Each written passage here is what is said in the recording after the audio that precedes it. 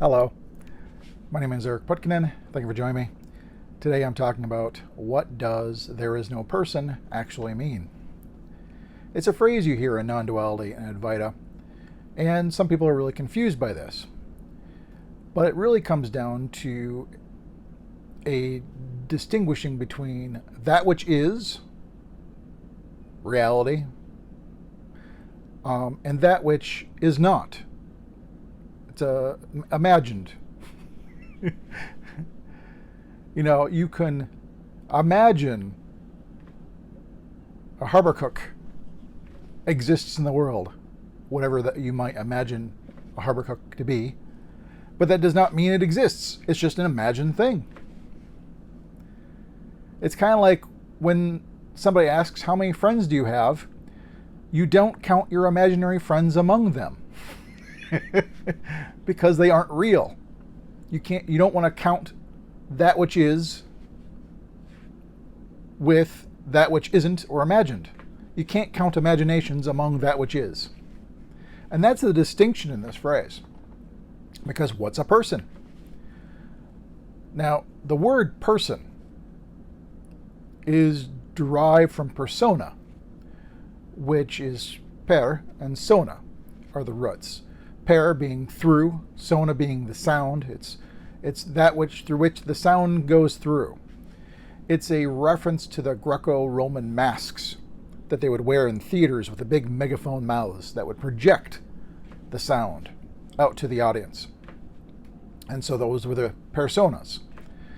And over time, person, it became the word. But at some point we forgot that the person is simply the character we imagine ourselves to be. It doesn't actually exist. You are not the roles you play. And so, somebody could say, well, I'm a man. Well, that's simply identifying with the body. Or somebody could say, I'm a human, and that's identifying with the type of body.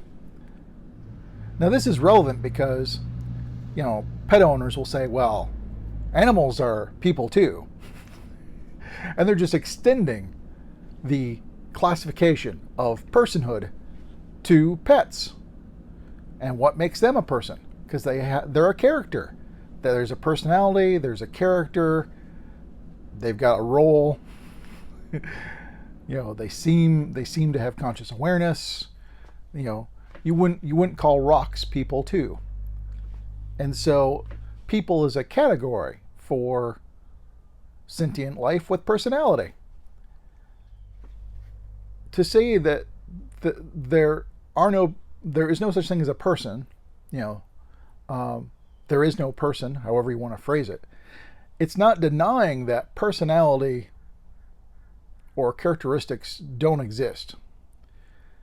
It's the identification with that, and more specifically, the idea of a character being, because this is much imagined. We imagine ourselves to be our name, our successes and failures, yada, yada, yada. But this character that has been accumulated throughout life. I'm not denying that the experiences did not happen throughout life, but the identification with them and the creating of a character and personhood is largely imagined. It's just accumulated memory and imagination. It's all in the head. It doesn't actually exist. And so, like you would not count your imaginary friends among your actual friends, you can't particularly count person as something that exists. Person is just a mental concept that we append upon things that seem to have certain characteristics. Person is the imagined being or character. I'm not saying that memories even don't happen. I mean, memories exist, but the thing is we aren't those.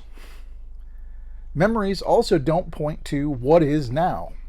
Memories are purely a figment of imagination, really. It's in the head of how we remember the past, which actually could be very different from what actually happened.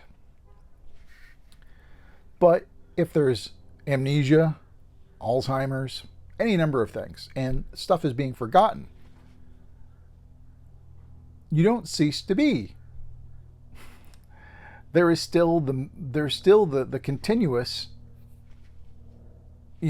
feeling of being. I'm still here. I've always been here, even before I forgot all these many things.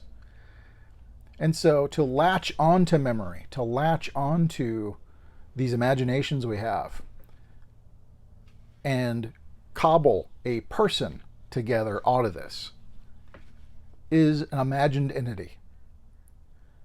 And that is the brunt of what they mean, and what I mean when I say there is no person. It's a mental thing. It's like, show me the person. You can't show me the person. It doesn't actually exist. People might, when you say show me the person, they might try to act a certain way, their individuality. Well, that's not really what being a person is. That's just saying, I've got, unique characteristics and patterns. This body-mind has unique characteristics and patterns. But you're not the body. They're not your characteristics and patterns. And so it's something to think about. But the main force of there is no person is a distinction between what is and what is not. What is and what is imagined. Because we want to pay attention to what is. We want to be with what is, instead of lost in imagination and losing touch with reality and what is. And among those imaginations is person, because you are not that. There is no person.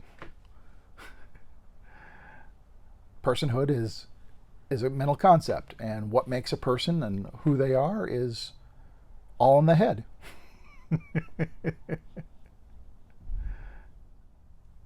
If you got any questions, comments, please post below. If you think somebody might enjoy these videos, always feel free to share them. But until next time, thank you much.